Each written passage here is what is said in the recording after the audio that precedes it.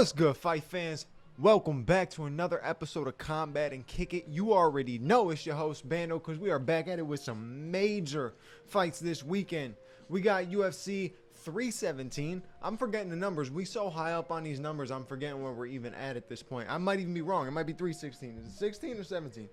17, because 316 was the last one. Yep.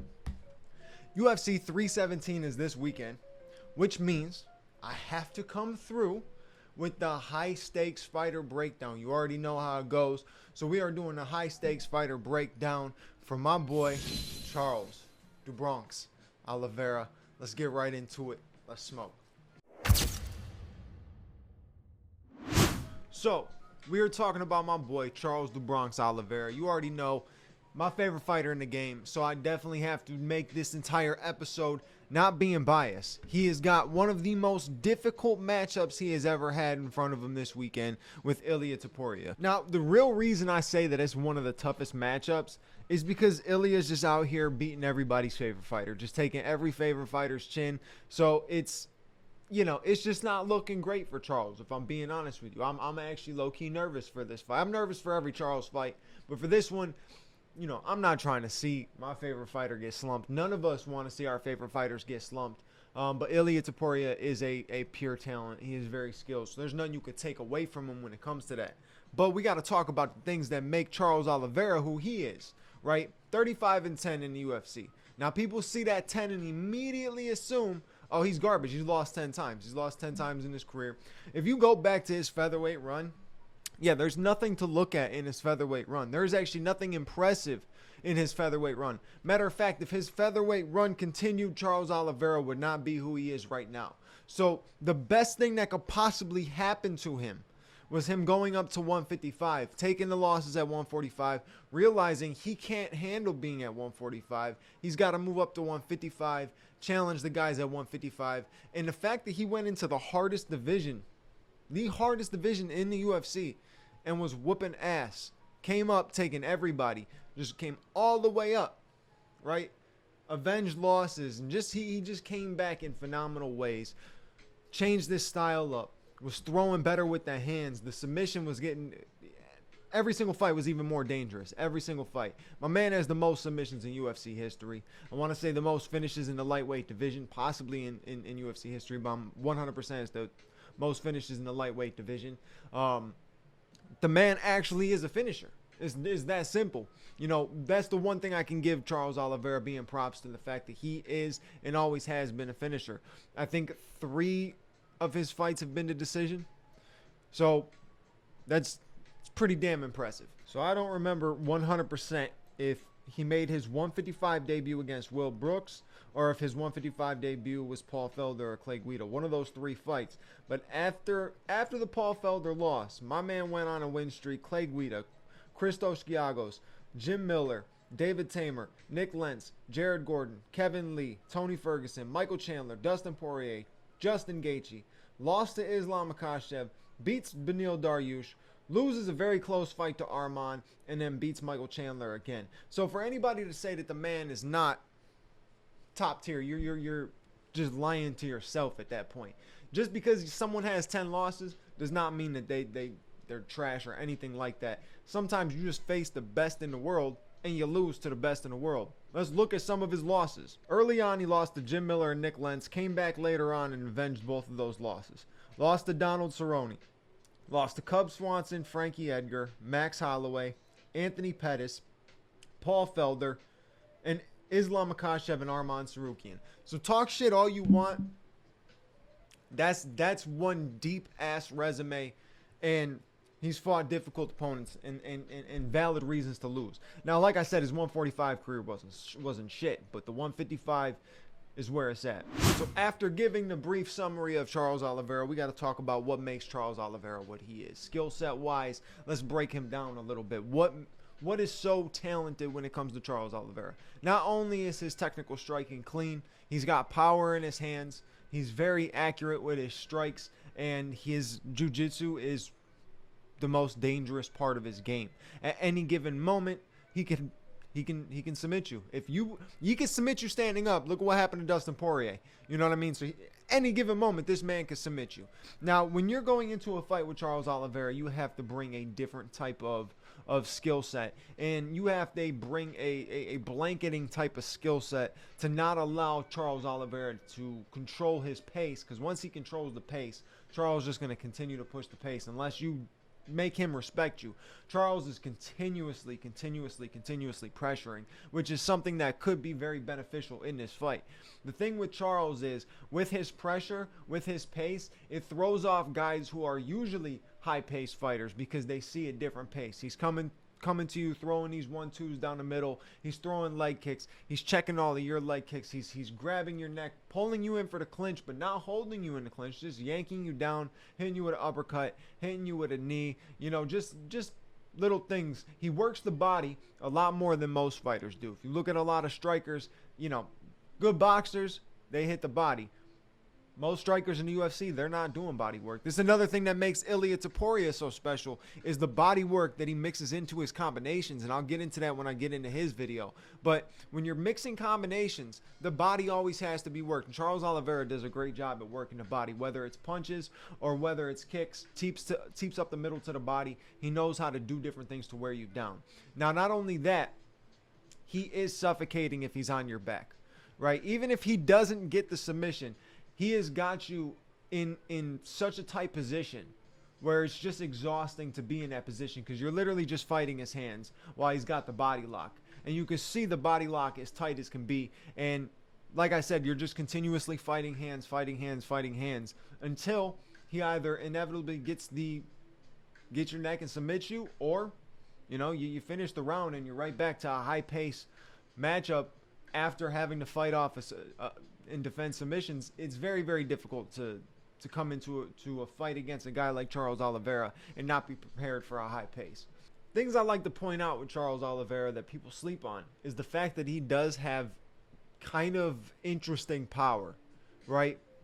It's not one punch knockout power. It's this flashing type of power. If you watch what Justin Gaethje said about it, he said it felt like a spark. Felt like he put his tongue on something electric, and it sparked his entire body when he got hit with that punch. And I think that's just the thing. It's a shocking type of power. It's not a knockout, one punch knockout power. It's just a shocking type of thing. And he hits you at the tail end of his punches. If you watch that right hand he hit Justin with, it was right on the tail end. And that's the thing. When you have accuracy and perfect timing on the punch, you land it right on the jaw. 90% of the time, doesn't even matter who you are. If you land it clean enough and you're throwing it the proper way, you might end up getting the knockout. Charles is a dangerous person. The reason why Charles is dangerous is exactly when you look at the Gaethje fight. The Gaethje fight I'm going to bring up a lot in this, because he was down in multiple situations, and this was all in one round.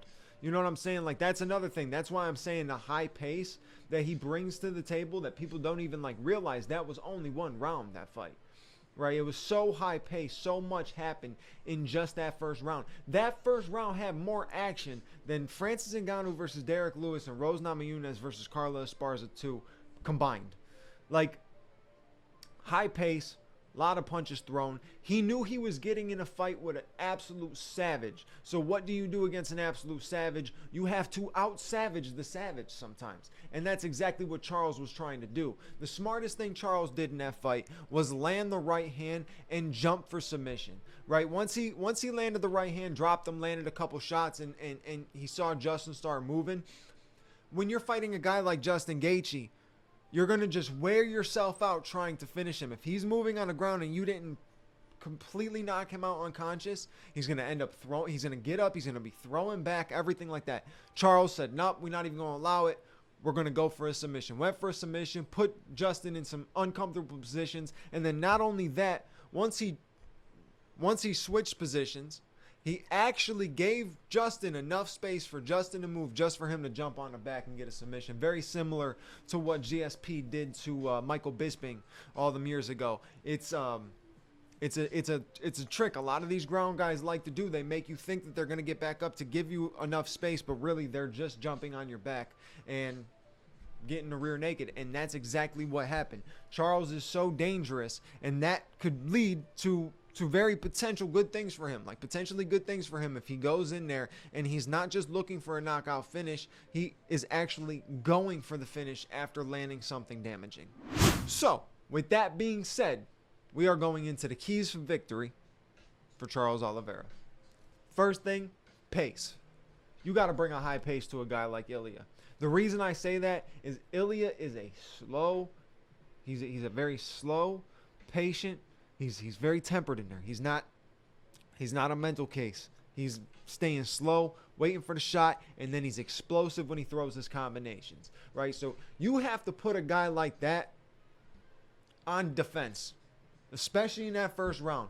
You have to put Ilia Topuria in defense mode the entire first round. You cannot allow Ilya to push the pace. Ilya pushed the pace a little bit against Max, shot for the takedown, put him on his back like it was nothing.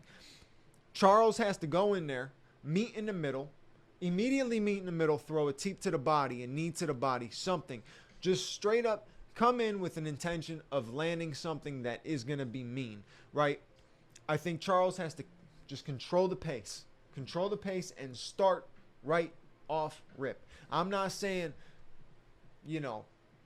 size him up, get into a rhythm, and then maybe control the pace in 2, 3. No, right from the first second that bell dings, you have to control the pace. So pace is the first thing, first key to victory for Charles Oliveira. Next key is clinch work. Now, there could be a very big issue with the clinch work, right, at that moment of the break. Right, the moment of the break, the way that Ilya throws his combinations, the moment of the break could be dangerous. But I also think Charles makes you pay every single time he pulls you into that clinch. He made Dustin Poirier tired from it because he was landing to the body consistently off of that clinch. He was throwing knees to the body, stomach uppercuts to the body. And not only that, you saw Dustin ripping his body. It wasn't doing anything. It wasn't doing enough for him.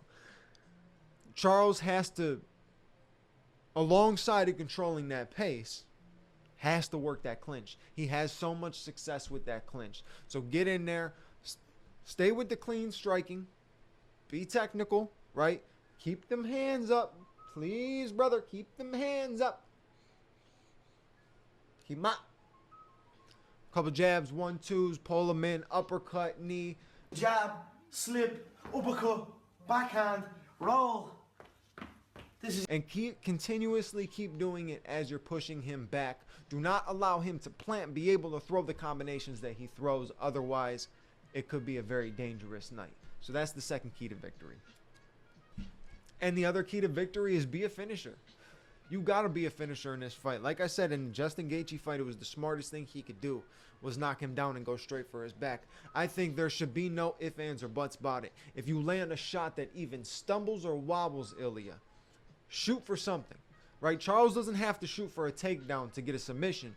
Charles can come at you like he's throwing punches, like he's throwing knees, and then all of a sudden wraps his arm around you and he's got some type of submission on you or have you in a bad position. And I think the size of Ilya, Charles has fought the height before many times and does have success against it. I think he has to utilize elbows. He has to utilize reach. He has to do things. He has to put the fight tighter, right? He has to put the fight tighter. I know that sounds crazy with the way that Ilya throws, but continuously keep bringing him in, forcing him in as you're pushing him back. He has no chance to be able to plant and throw the punches that he is best at throwing, right? If Ilya is leading the dance, Charles will be out of there in 2. But if Charles is leading the dance, I can say the same exact thing, that Ilya will be out of there in 2.